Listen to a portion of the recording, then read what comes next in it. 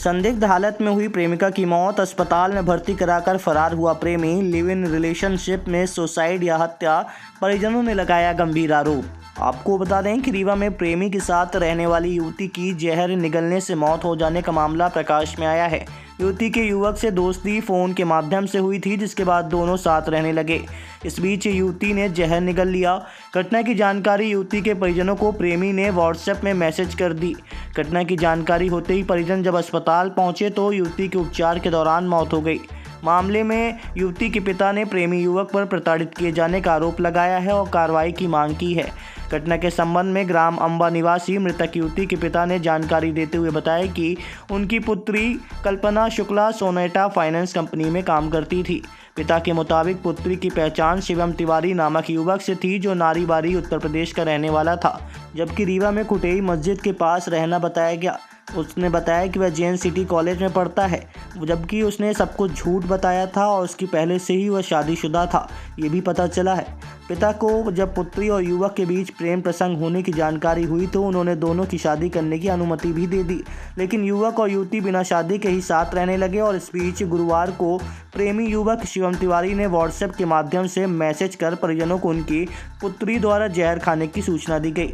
बताया गया कि युवती ने 2 दिन पूर्व जहर का सेवन किया था, लेकिन प्रेमी युवक ने परिजनों को घटना की जानकारी 2 दिन बाद दी, जहां परिजनों के अस्पताल पहुंचने पर युवती की मौत हो गई है। इसके बाद एक और खुलासा हुआ है, जहां पर युवक के बारे में ये पता चला कि युवक पहले से ही शादीशुदा था। वहीं परिजनों ने आरोप लगाया है कि युवक के द्वारा युवती को प्रताड़ित करते हुए उसे जहर खाने के लिए मजबूर किया गया है। क्या घटना हुई है? घटना ये शिवम तिवारी था, जो हमारी बच्ची के साथ साथ में रहता था। वो बोल रहा था शादी करना है, लेकिन शादी वो पहले से शादीशुदा था। जब उसको लड़की को पता चला कि ये शादीशुदा है तो वो उसमें झगड़ा हुआ। पता नहीं उसमें क्या हुआ कि झगड़ा हुआ, तो उसमें जहर खा लिया या खवा दिया। कैसे पता चला ये आपको? ये शिवम बताया हमको कल शाम को। क्या बताया है? कि वो कल्पना जहर खा ली है, हम भर्ती कराए हैं, आप लोग आ जाइए। तो उसके बाद कहाँ गया शिवम? फिर जब हम लोग आए यहाँ तो ना था ना वो कोई, उसका नंबर भी बंद था जो नंबर लगाया था शिवम तिवारी का। उसमें खाया है जहर? ये नहीं बताया, ये बताया यहाँ भर्ती करा के वो चला गया, 1 दिन पहले चला गया। शिवम कहाँ का था ये रहने वाला? ये तो नारीबारी को बता रहे हैं, इलाहाबाद नारीबारी का। यहाँ कहाँ रहता था? यहाँ कुटाही के पास। अब हमको जानकारी नहीं थी, अभी तो ये बताया ज्ञानी कुटाही के पास मस्जिद के पास रहता था, कमरा रूम लिया था। लड़की क्या करती थी? लड़की सोनाटा बैंक में पहले यहाँ 1.5 साल रीवा में फाइनेंस वाले में नौकरी कर रही थी। फिर उसके बाद 2-3 महीने पहले बोली कि ट्रांसफ़र हो गया है जबलपुर जाना पड़ेगा। तो हम कहें ठीक चले जाओ। चली गई जबलपुर। अब वहाँ से बात होती थी दूसरे तीसरे, तो हो गया ठीक ठाक, बताती थी कि सब जबलपुर में है, लेकिन जबलपुर गई थी कि नहीं गई? वो नहीं गई लगता है। फिर जब सोनाटा में यहाँ बात किए तो वो बोले कि वहाँ कोई ज्वाइनिंग नहीं हुई है। तब पता चला कि वो इसी के साथ शिवम के साथ है। हाँ, ये धमकी भी दे रहा था कि हम मंत्री जी का आदमी, हमारा कोई कुछ नहीं कर पाएगा।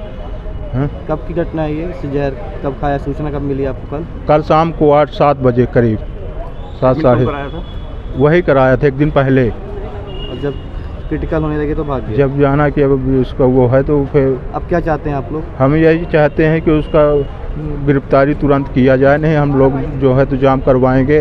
पंचनामा पोस्टमार्टम अभी न होगा जब तक उसकी गिरफ्तारी नहीं होगी। पुलिस आई है अभी तक? पुलिस कोई प्रक्रिया नहीं दे रही, न पुलिस आई न कोई उसकी सूचना दे रहे। क्या नाम है? पुष्पेंद्र शुक्ला। एक सुबह एक जानकारी आई थी, थाना विश्वविद्यालय क्षेत्र में खुटेही में एक पुरुष व्यक्ति रहते थे और साथ ही में रहते थे। और फिर कुछ आज सुबह घटनाक्रम कुछ ऐसा हुआ कि लड़की ने जहर खा लिया है और उसको फिर यहाँ पे SGMH में एडमिट किया गया था और उसके बाद शायद उसकी मृत्यु हो गई थी। और जिसमें कुछ परिजन आरोप लगा रहे हैं, तो परिजनों के कथन के आधार पे और जो साक्ष्य आएंगे उसके आधार पे इसमें अग्रिम वैधानिक इसमें कार्रवाई की जाएगी। यदि कुछ इसमें अपराध बनता है तो उसमें कार्रवाई की जाएगी।